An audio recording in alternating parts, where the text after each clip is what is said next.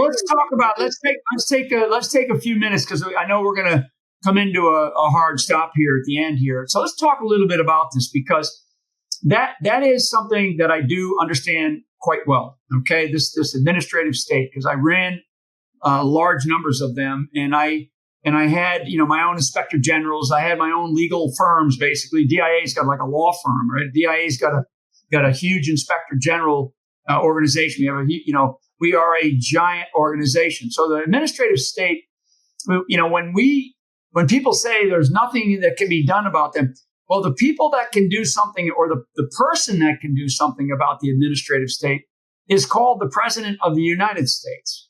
And one example that is just a small example of an action that only the President of the United States can take is when Ronald Reagan took all the air traffic controllers and basically replaced them, right? I mean, so we were there was a strike and it was going to shut down the airline industry and basically shut down travel.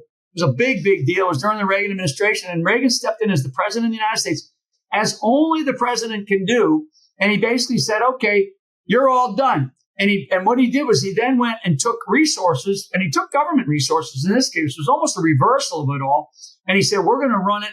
We're going to run the air traffic control system for the country. The President of the United States of America, given the power of the Constitution and the power of the office of the president, only the president, not the vice president, not the Secretary of Defense, not the Secretary of State, only the President of the United States has the authority, if he or she deems necessary, that elements of the administrative state need to go. I don't care what the unions say. Believe me, if the union, I took people and I said, I couldn't eliminate them from my job, but as an agency head, I said, you know what? You're no longer productive and viable, and there are allegations of things that you have done. Now I'm just talking about individual cases. And I could say, I don't want you in the office anymore. You just stay at home while you're under investigation, because I don't want you around people. I definitely don't want you around women. I'm thinking of specific examples. And so you just stay at home. Now, we would still have to pay that person's salary while they're under investigation, but I don't want them near the workforce. I want them out. A president, on the other hand, can say, you know what? For the good of this country, we are going to eliminate, and I mean eliminate, all senior executive service personnel, all SES we call them, right? All SIES, all senior intelligence executive service personnel. Those are people at a very high level in the government, and there's far, far too many. A president of the United States can say overnight he can write it on a napkin what he wants to do with the United States military. Okay. President of the United States can say 4,000 people that have to be appointed in government every time an administration comes in. We're not going to appoint 4,000. We're only going to appoint, instead of having in the Undersecretary of Defense policy office, which has like 24 senior political appointees, we're only going to have 2, or we're only going to have 1. I mean, now I'm talking about somebody who really deeply understands the administrative state. That's another reason why they had to get rid of me, because Donald Trump, a guy like Donald Trump as president, he didn't understand He that. didn't. He really didn't. And the story that I've heard is that he wanted to fire people, or maybe groups of people, but was told about these civil service protections, and you can't. With someone like Vivek, graduated summa cum laude from Harvard with a molecular biology degree, graduated top of his class at Yale Law School. He actually understands the Constitution. So he's been very, very clear. And I mean, it really is the kind of thinking that I think we need in the next leader, someone who understands what you find among Republicans, for example, that we have very few people have any real vision. What they do is they go back to Ronald Reagan quotes. They open up the chest.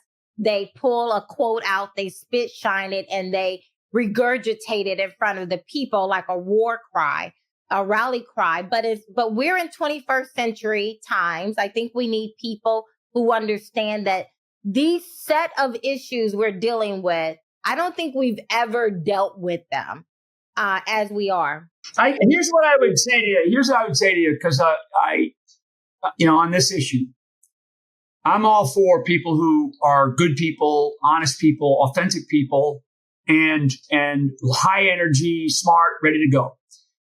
Government is not like business. It's not like business. It doesn't mean that you can't bring in your leadership qualities, your characteristics, your moral sense of who you are, some things that you learn. But government is not like running a business. And that's what Donald Trump learned. Very true. Very true. I think you have to be able to bring in really good people, seasoned people.